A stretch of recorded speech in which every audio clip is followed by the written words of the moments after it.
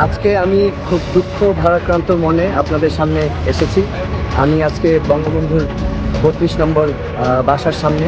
এটা আপনারা সবাই জানেন, এটা বঙ্গবন্ধু জাদুঘর ছিল এবং এই বাড়িতেই 19৭৫ সালের 15ই আগস্ট আমাদের জাতির জনক বঙ্গবন্ধুকে সপরিবারে নির্মমভাবে হত্যা করা হয়েছিল। মিলিটারি ছাড়া ইউনূস সাহেবকে কেউ ওই যমুনার থেকে বাইর করতে পারবে না। কিন্তু সরকারের মধ্যে যে ধরনের ছলচাতুরি, যে ধরনের চালাকি, তারপরে যে ধরনের লক্ষণগুলো দেখা যাচ্ছে, তাতে বিএনপি সন্দেহ করছে তাদেরকে। কি আপনার সুদের ব্যবসা? ইমাম সাহেবদের, আলেম সাহেবদের বাংলাদেশে কোনো দাম নাই। আপনারা সুদখোরের কথা বললেন। বাংলাদেশের প্রেসিডেন্ট হলো বড় সুদখোর, ডক্টর ইউনূস। সবচেয়ে বড় সুদখোর হলো ডক্টর ইউনূস। এদিকে রাজনৈতিক মাঠে আবারও নামতে যাচ্ছে বাংলাদেশের প্রথম প্রধানমন্ত্রীর ছেলে সোহেল তাজ। হ্যাঁ দর্শক, ভিডিওটি দেখতে থাকুন, থাকছে বিস্তারিত। এক একটা চুরি চামারি করে গালমাল সব ফুলে গেছে, পেট ফুলে গেছে, এরকম করে পেট বড় হয়ে গেছে। এগুলো সবই তো সব দেখতেছে, তাই না? এগুলো সব দেশের মানুষ দেখতেছে। এগুলো মানুষকে এসব ভুলভাল বুঝায় এই নতুন ধারা ভাবধারা বলে কিছু নাই। উনি একটু বেশি বেশি কথা বলতেছে। তারা রাজাকার। এই স্বাধীনতার বিপক্ষে আর্মি প্রধানকে গ্রেফতার করা হবে, চুপ্পুকে গ্রেফতার করা হবে। এই জামাত এবং এনসিপি মিলা গণজাগরণ মঞ্চের মতো আন্দোলন করলো, সাজানো আন্দোলন। তরুণদের অধিকার আদায়ের এই সমাবেশ রাজনৈতিক অধিকার। বিগত দিনে 15, 14 সাল, 18 সাল, 24 সালে এই দেশের তরুণ সমাজ যারা নতুন ভোটার হয়েছিল তারা ভোট দিতে পারে নাই। 3,85,00,000 নতুন ভোটার, তারা তাদের নাগরিক অধিকার ফেরত চায়। তারা তাদের ভোটের অধিকার ফেরত চায়। যতদিন পর্যন্ত এনসিপিকে আপনারা দেখবেন হালালের পথে, হকের পথে, বাংলাদেশের পথে, আমরা চাই আপনারা এনসিপিকে সহযোগিতা করুন। এনসিপি তো সহযোগিতা, আপনাদের কাছে আমরা ভিক্ষা চাই, জনগণের কাছে ভিক্ষা চাই। জনগণ এই বাংলাদেশপন্থী দলটাকে, তার সমর্থনকে ভিক্ষা দিবে।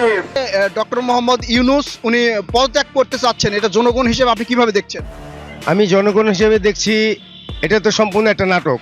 উনি এই পদত্যাগের কথা বলে উনি দেখতে চাচ্ছেন যে ওনার জনপ্রিয়তাটা আসলে কতটুকু।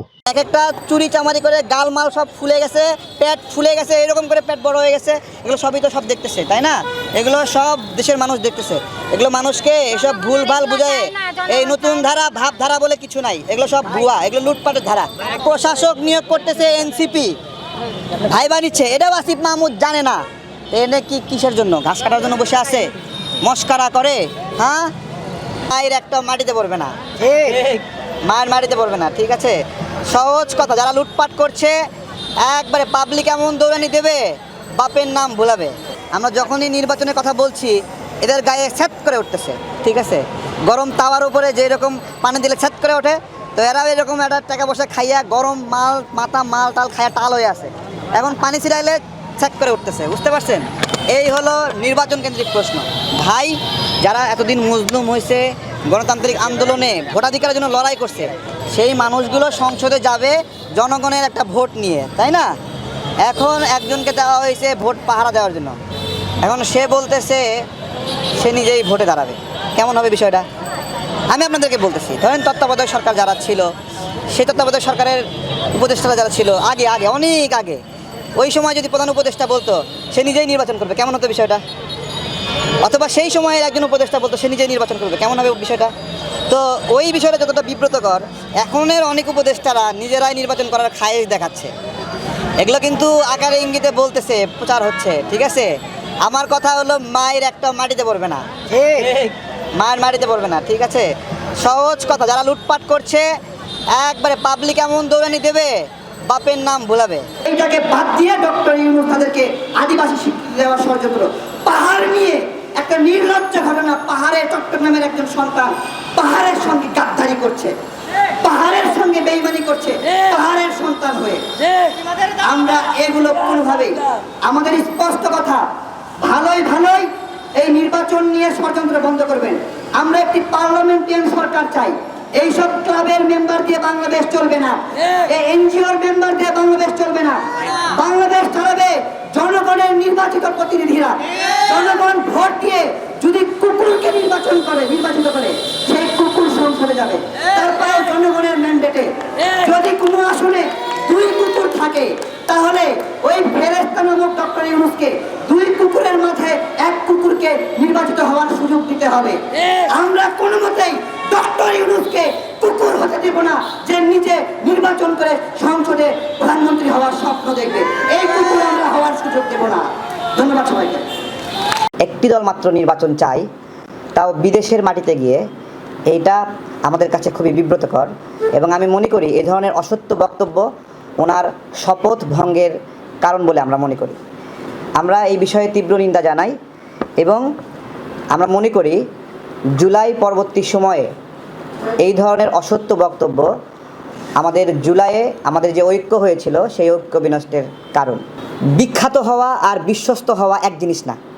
ডক্টর ইউনূস বিখ্যাত হতে পারেন, উনি বিশ্বস্ত না, উনি বিশ্বাস ভঙ্গ করেছেন। অনেক ধন্যবাদ। বর্তমান সরকার বাংলাদেশের পূর্ববর্তী যে কোনো তত্ত্বাবধায়ক সরকারের চেয়ে একবারে নিম্নমানের একটা সরকার। পূর্ববর্তী যত তত্ত্বাবধায়ক সরকার ছিল 3 মাস ক্ষমতায় ছিল, তাই না? এই 3 মাসের মধ্যে তারা ম্যাজিক দেখিয়েছে, 3 মাসের মধ্যে তারা আলো ছড়িয়েছে। 3 মাস পরে মানুষ বলেছে আমরা একটা খুব ভালো সময় পার করলাম।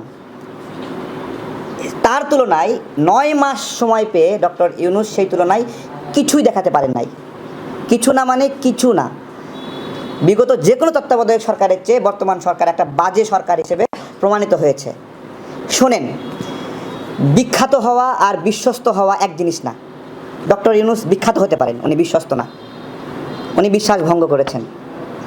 খুব সরল মনে রাজনৈতিক দলগুলো লোভ করে নাই গণ অভ্যুত্থানের পরে, এবং লোভ না করে তারা এই সরকারের অংশ হয় নাই।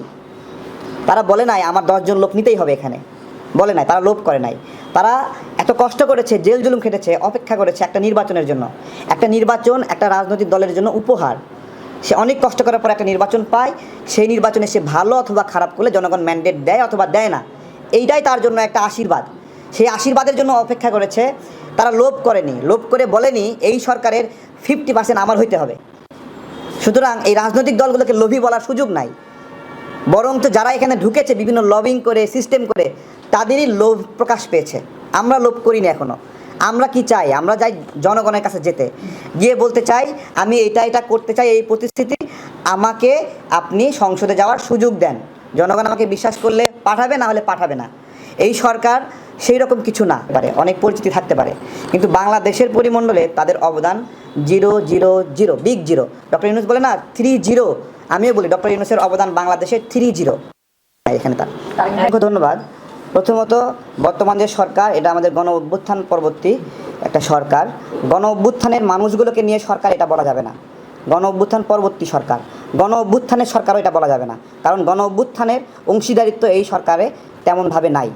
তো এই সরকার যদি এমন চিন্তা করে যে তাদের বাংলাদেশে রাজনৈতিক লড়াই সংগ্রামে কোনো অবদান নাই, এরকম অবদান না থেকেও তারা যদি রাজনৈতিক খায়েশ পূরণ করতে চায় বাই চান্সে ক্ষমতা পেয়ে, তাহলে সেই ধরনের ইচ্ছাকে দমন করার জন্য আমরা পদ্ধতি জানি কিভাবে এই ইচ্ছা দমন করতে হয়। এই গণতন্ত্রের বিরুদ্ধে ষড়যন্ত্র করলে কিভাবে সেটা দমন করতে হয় আমরা জানি। এটা খুব বেশি পুরনো হয়নি। আমরা অল্প কয়েকদিন আগেই যারা জোর করে ক্ষমতায় থাকতে চাচ্ছিল, যারা আমাদের ভোটাধিকার হরণ করছিল, যারা আমাদের মুখের কথা কেড়ে নিতে চাচ্ছিল, যারা আমাদের ভাইদের সন্তানদের হত্যা করছিল, তাদের পরিণতি কীরকম হয়েছে এটা সবাই জানে।